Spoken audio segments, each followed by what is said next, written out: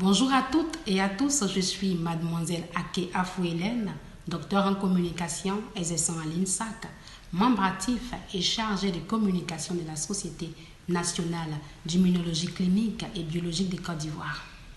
Alors, la Journée internationale d'immunologie est une activité phare organisée par l'Union internationale des sociétés d'immunologie dont nous sommes membres et qui se tient à la date du 29 avril chaque année. Elle offre l'opportunité à chaque société nationale d'immunologie de promouvoir cette discipline sur une thématique bien donnée. C'est dans ce cadre que la Société d'immunologie clinique et biologie de Côte d'Ivoire a invité des spécialistes en immunologie et en rhumatologie et de même que des professionnels en équipement de laboratoire pour partager des connaissances sur la thématique retenue cette année, à savoir l'auto-inflammation et l'auto-immunité. Ces notions sont importantes pour comprendre comment le système immunitaire régule ses propres constituants et comment cette autodéfense peut s'exagérer et entraîner une auto-immunité pathologique responsable de maladies auto-immunes. Fort heureusement, des outils de dépistage et de suivi sont disponibles avec des plateformes variées. En cette période difficile de pandémie à Covid-19 qui défie tout le système immunitaire, le décryptage de ces nombreuses facettes est nécessaire pour le système immunitaire. Pour finir, je tiens à remercier tous les acteurs de cette séquence vidéo, sans oublier la présidente de notre société savante en la personne de Madame le professeur Yapo Grésoire, professeur en immunologie et d'allergologie à l'Institut Pasteur de Côte d'Ivoire, pour son implication permanente à cet événement annuel de l'UISA. À cet effet, le prix de la meilleure participation d'une nouvelle société savante lui a été décerné par l'Union internationale des sociétés d'immunologie en 2019 sur la thématique du cancer. Je vous souhaite une bonne écoute. Prenez soin de vous et des autres tout en respectant les mesures barrières. Nous sommes les docteurs Kwaku Ama Épouse Govan et docteur Yeboah Richard, tous deux médecins biologistes au CHU de Cocody et maître assistant en immunologie et allergologie à l'UFR Sciences Médicales de l'Université Félix Houphouët-Boigny d'Abidjan en Côte d'Ivoire. Et dans le cadre de la journée d'immunologie 2020 de l'Union internationale des sociétés d'immunologie, nous allons vous faire une brève présentation sur qu'est-ce que l'auto-inflammation et l'auto-immunité, en décrit les mécanismes de survenue et enfin citer quelques pathologies en rapport avec ces désordres immunitaires. Tout d'abord, qu'est-ce que l'auto-inflammation? Pour cerner cette définition, nous allons scinder ce mot composé en deux parties, auto et inflammation. Il s'agit donc d'une inflammation autologue. L'inflammation est un mécanisme de défense de l'organisme contre toute agression étrangère. Elle fait intervenir des éléments aussi bien cellulaires qu'humoraux, qu'ils soient spécifiques ou non spécifiques. Et selon le type de cellules impliquées et l'existence ou non d'auto-anticorps, on parlera soit d'auto-inflammation, soit d'auto-immunité. Ainsi, au cours de l'auto-inflammation, l'organisme va mettre en place des mécanismes de défense contre ses propres constituants. Et les cellules impliquées dans cette auto-inflammation sont les cellules de l'immunité innée, encore appelées immunité naturelle ou immunité non spécifique. C'est pourquoi l'on ne retrouve jamais de réaction auto-immune et par voie de conséquence, jamais d'auto-anticorps. Parmi ces maladies inflammatoires, on peut citer les spondylarthrites, la maladie de Crohn, les uvéites et le rhumatisme psoriasique. Alors, cette précision étant faite, il apparaît plus simple la définition de l'auto-immunité par auto-immunisation qui, elle, résulte aussi bien d'un phénomène d'auto-inflammation chronique, mais faisant intervenir les cellules de l'immunité acquise, adaptative, donc spécifique, avec une composante auto-immune. Il est donc possible de mettre en évidence ces auto-anticorps qui sont utiles à la fois au diagnostic et à la compréhension des mécanismes de ces différentes maladies qui peuvent en découler. En effet, l'auto-immunité résulte donc de la rupture des mécanismes de tolérance vis-à-vis des constituants naturels de l'organisme au cours de la maturation de ces lymphocytes spécifiques au niveau du thymus et au niveau de la moelle osseuse. Il existe 3 niveaux de tolérance, la tolérance centrale, la tolérance périphérique et les mécanismes d'immunorégulation complémentaire. La tolérance centrale correspond donc à l'éducation de ces lymphocytes au niveau du thymus pour le lymphocyte T et au niveau de la moelle osseuse pour le lymphocyte B, avec cette notion de double sélection positive et négative.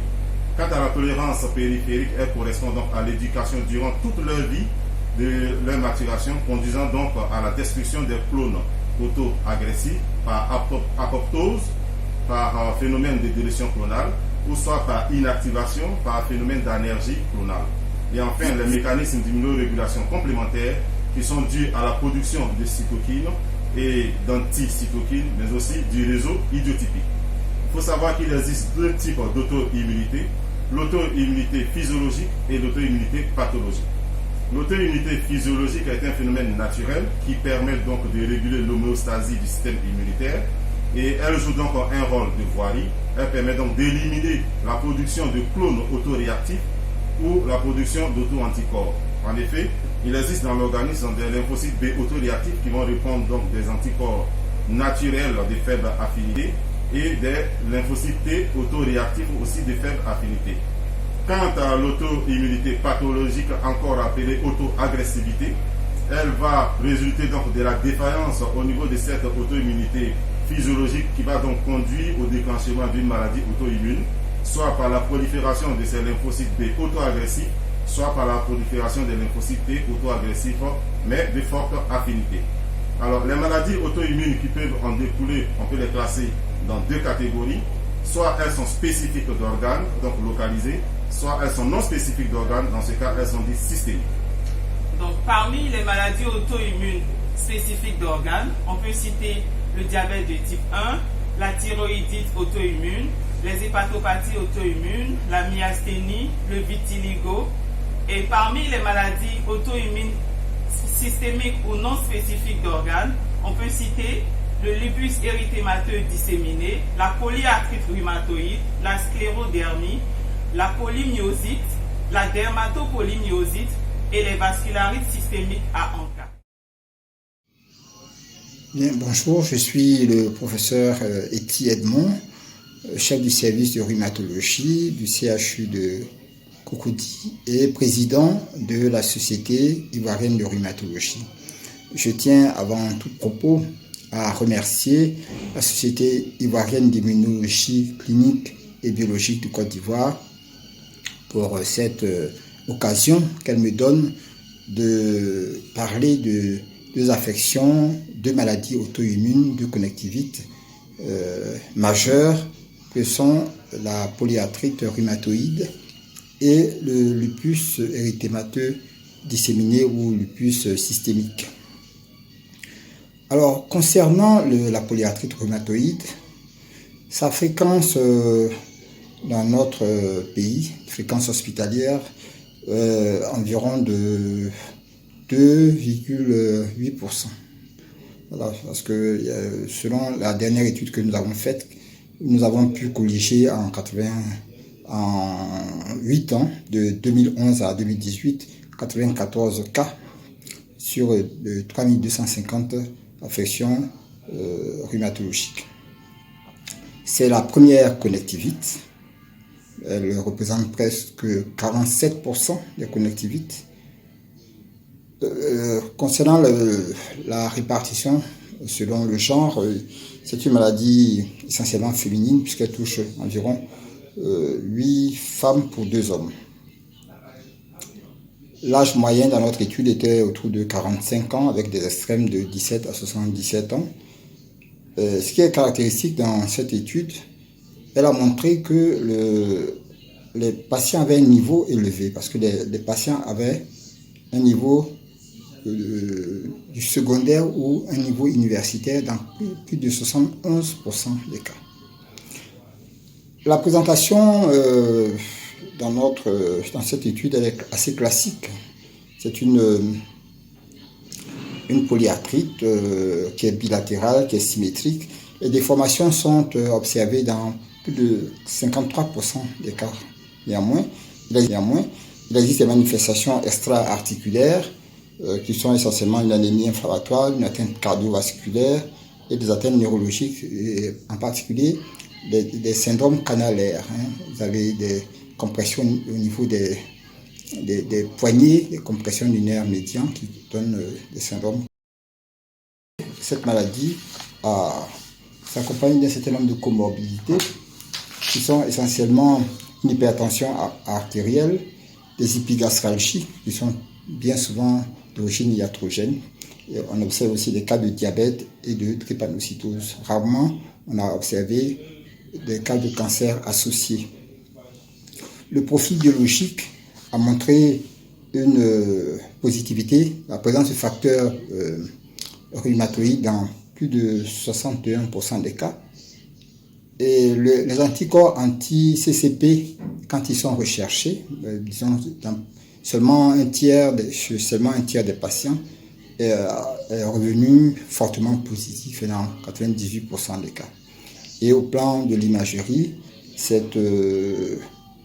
les érosions osseuses qui sont très caractéristiques de cette maladie, qu'on observe au niveau des phalanges, est observée dans près de 47%, et la carpite fusionnante, donc, qui consiste à une fusion complète des os du carpe, s'observe dans presque 20% des cas. Les traitements que nous disposons, c'est essentiellement la corticothérapie comme traitement anti-inflammatoire, et le traitement de fond qu'on utilise le plus souvent, c'est le méthotrexate dans 80% des cas. C'est une maladie qui menace rarement le pronostic vital. C'est surtout le pronostic fonctionnel qui est menacé de par les complications articulaires. Bonjour, je suis Camille Lagbé de la firme allemande Human Diagnostic Worldwide, responsable pays pour la Côte d'Ivoire et pour la République démocratique du Congo. Grande est notre joie de participer à la journée d'immunologie et nous sommes heureux, d'autant plus que le thème qui a été choisi cette année est d'intérêt majeur, à savoir auto-immunité et auto-inflammation. Il faut dire que Human est une firme dans le secteur du diagnostic in vitro qui fournit depuis plus de 50 ans des produits de qualité supérieure. Pour ce qui concerne le dépistage des maladies auto-immunes, nous avons entre autres comme outils des bandelettes LIA, un scanner et un logiciel pour l'interprétation des résultats. Comme vous pouvez le constater ici à l'écran, nous avons jusqu'à 7 différents types de bandelettes. Et ces bandelettes l'IA nous permettent de différencier jusqu'à 36 auto-anticorps. Si je prends par exemple la bandelette Analia Max, cette bandelette permettra de différencier jusqu'à 17 auto-anticorps. Et comme paramètre, vous pouvez voir le SSA, le SSB, ainsi de suite. Comme je le disais, en plus des bandelettes, nous avons un scanner qui est là. Nous avons une clé USB sur laquelle on a le logiciel d'installation et un CD qui est accompagné de son manuel. Et comme vous le voyez ici, ça c'est le résultat profil du patient. Cette technique permet d'automatiser la manipulation, d'obtenir jusqu'à 24 résultats par analyse. Elle permet une interprétation objective des résultats. Les résultats sont obtenus en quelques secondes.